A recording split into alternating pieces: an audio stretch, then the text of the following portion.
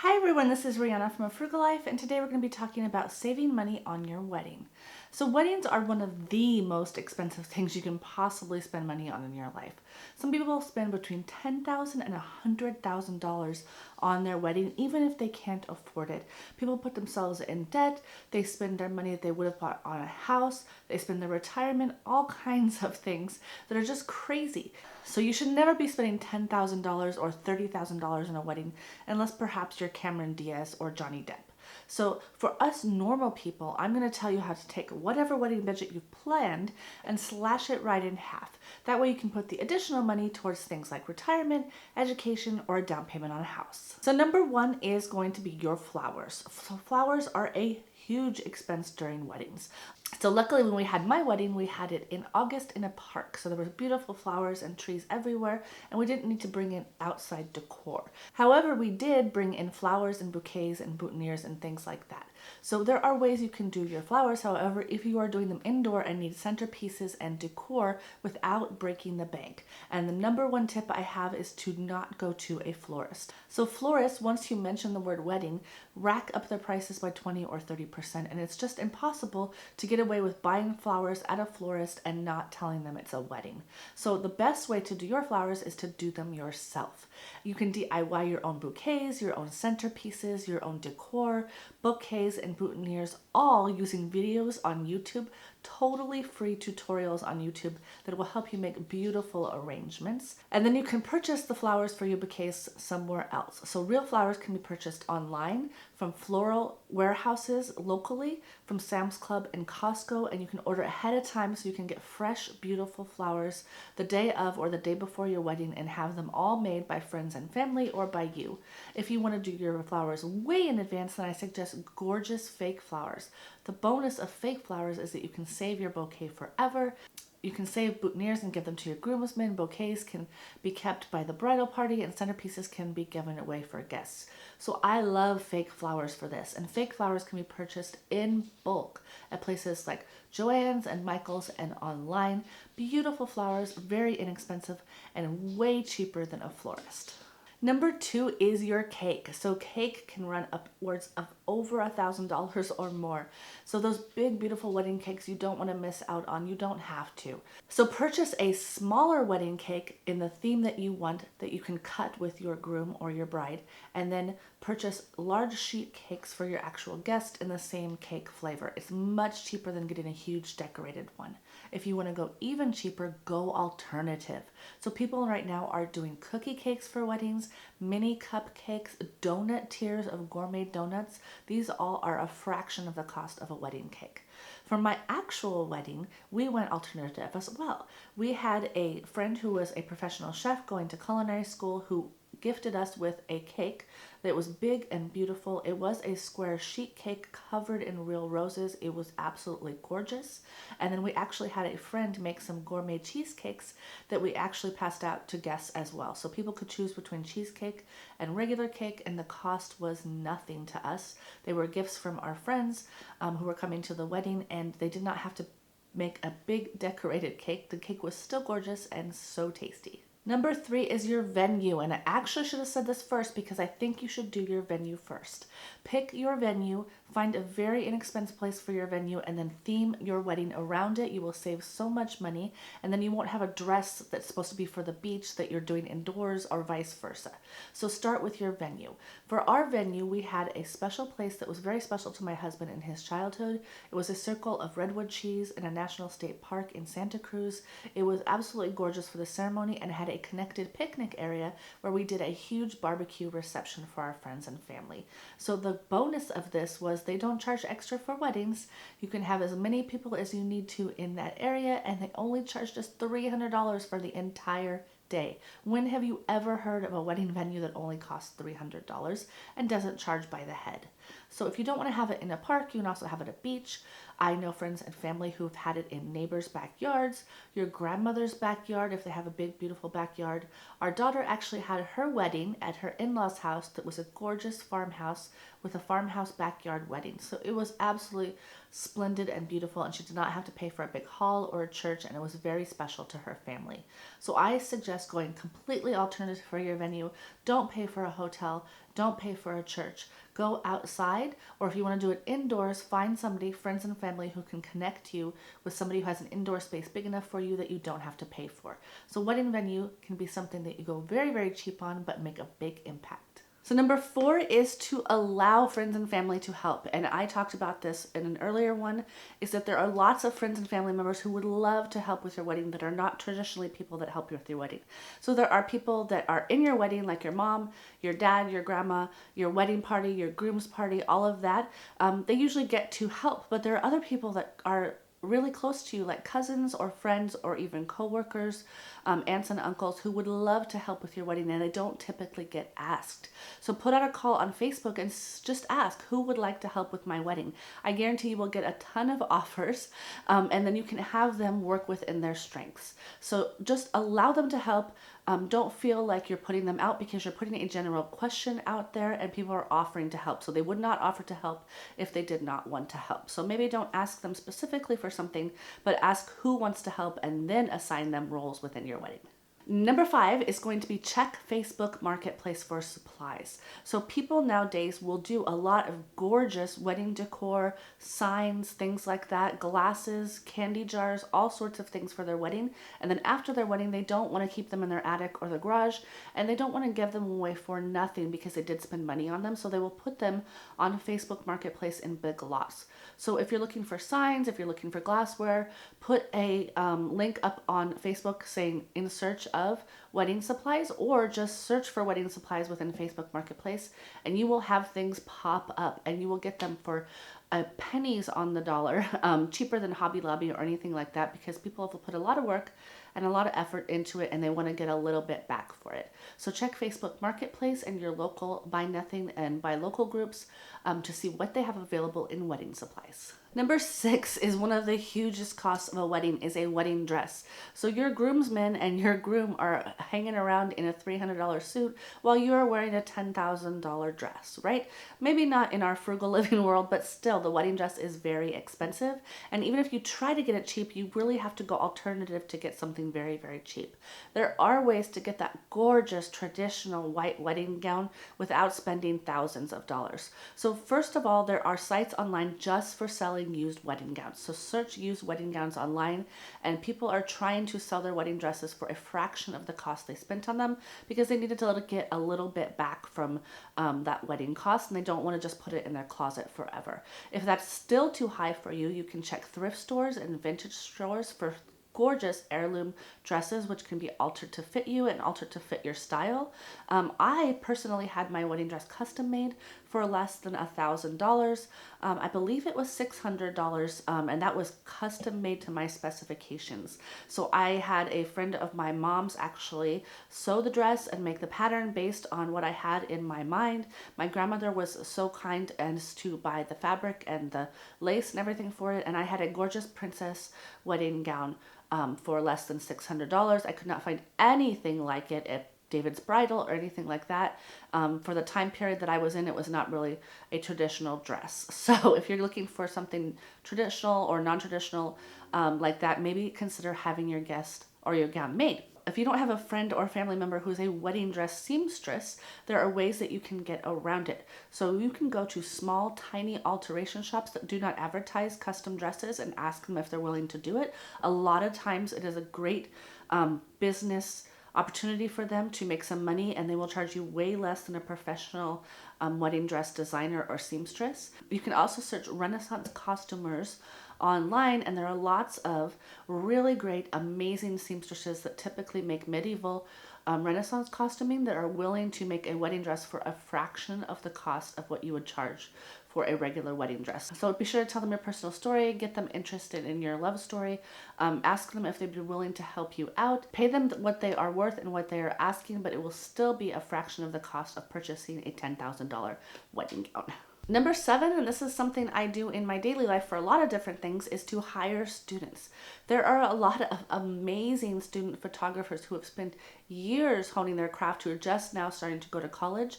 Reach out to the college professors at your local community college for photography students who are willing to take on the job of photographing a wedding.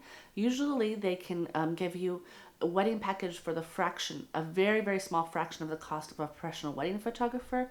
Just make sure that you see their student portfolio first. A lot of these students have natural talent and they're great videographers, great student photographers, and sometimes you can get them to come in a group of 3 or 4 to do your wedding and your photography, and that way you have some options to choose from.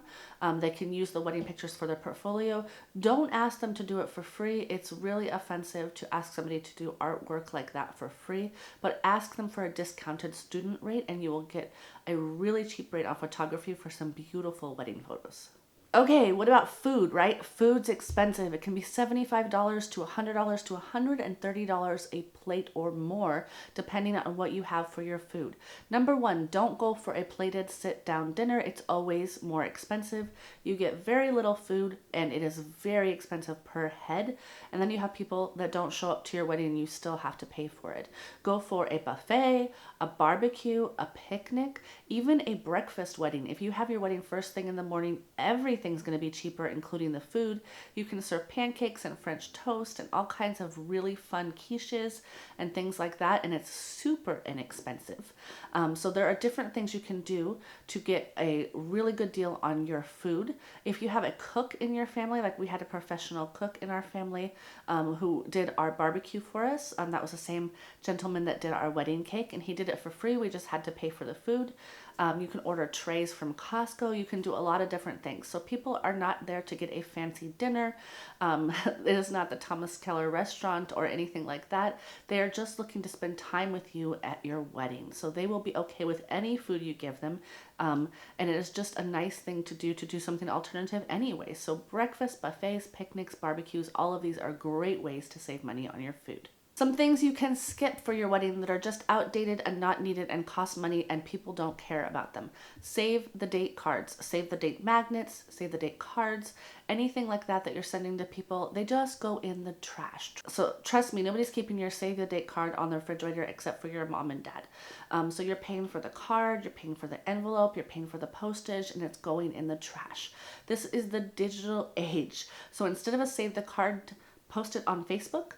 Send Facebook messages, do evites. The evites are great. There are lots of free sites that will give you a free site for your wedding because they want to put sponsorship ads on it and things like that. And they usually have save the date emails that go out. People can R.S.V.P right on the website. You don't spend a dime in postage. So skip the save the date cards. Number 10 is favors. Favors are outdated. People are not saving those little things full of almonds. They're not saving the things with the beautiful ribbons tied on them. I actually used to work at Godiva and we used to make favors. They were $5 a favor for a 2-piece of chocolate with a personalized ribbon on it. And although it looks beautiful, it's 2 seconds that people look at them, eat the chocolate, and toss it. So you are paying $5 for literally trash. They look beautiful 2 seconds and that's it. It's just something to put on the tables. You can skip them and nobody will notice. Trust me, nobody is worried about what favor they're going to get for your wedding. They're not coming to your wedding and buying you a gift strictly to get a little jar of spices or a thing of Jordan almonds or whatever you're giving away for a favor. So favors are kind of outdated. You do not need them and you can save hundreds of dollars by skipping them altogether. Number 11, have an eco-friendly wedding. Post it on your wedding that you're having an eco-friendly wedding and people will not expect all the paper and stationery to come their way. So you don't need menus, you don't need programs, you don't need cards on every table telling people where to sit. In fact, the best, most happiest weddings are weddings that do not have assigned seating. So let people sit where they want to sit. They will have 100% better time. And don't worry about all the paper and fluff that gets thrown away at the end. So they're going to eat whatever you give them. You don't need to give them a menu and you're not letting them choose. You don't need to put name cards on the table. All of that stationery stuff, skip it. Number 12 goes with the other one is RSVPs. Again, paper, cards, stamps, both ways that you do not have to pay for. Nobody expects to have to send a card back anymore.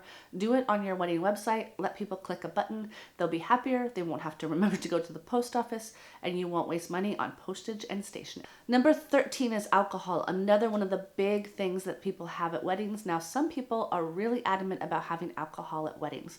We had a park wedding and there was no alcohol allowed in the park, so it was easy to tell people that it is a dry park.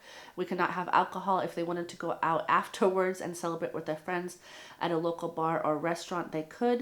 And at the actual reception, we had no alcohol, so we didn't have to spend a dime on alcohol, and there was really nothing we could do about it because of the reception area. If you're in an area that allows alcohol, however, there are some things you want to do. Make sure you get a venue that does not require you to purchase alcohol on site. That automatically costs thousands of dollars more than it would if you could bring your own alcohol.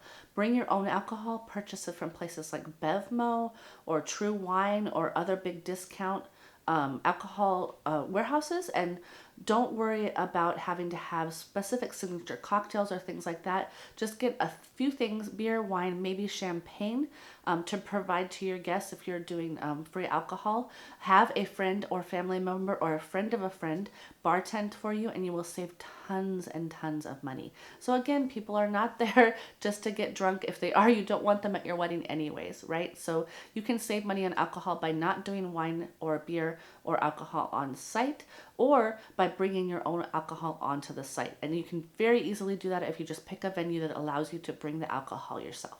Number 14 is my secret bonus tip. So people tell you this all the time and nobody ever listens. You need to hide the fact that you are having a wedding, not from your friends and family, but from the vendors that you purchase from. If you're purchasing things from a vendor online or in person, if you decided not to DIY your flowers, things like that, never mention the word wedding. So it can be an event, it can be a birthday party, it can be a congratulations event. All you have to do this is not allow the vendor to come to the site, and don't personalize your items with your wedding date and your couple name.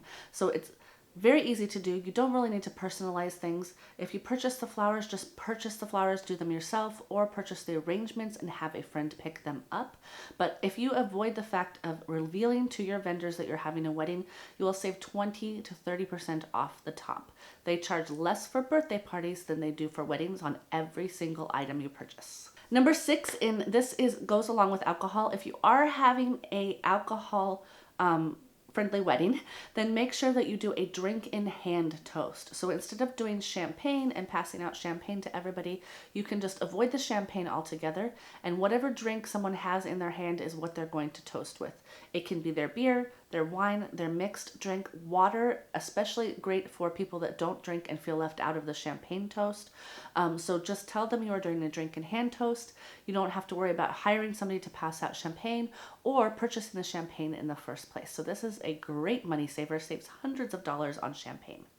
Number 16 is to make sure that you save the date for your wedding, specifically not for a weekend. So that will do two things for you. It's going to be cheaper for your venue. It's going to be cheaper for vendors. It's going to be easier to have less people at the wedding, because honestly, only very special people will take off for your wedding, and people that you invited that maybe you didn't really want to invite, but you had to, will probably not take off work anyways for it. So I know it's kind of sketchy, but weekday weddings are great for small weddings full of just loved ones on the cheap, because vendors charge a lot less no matter what it's for, if it's during the week. So if you have it on Tuesday or Thursday or something like that, just make sure it's way ahead of time so people can get off work and you're all set to go.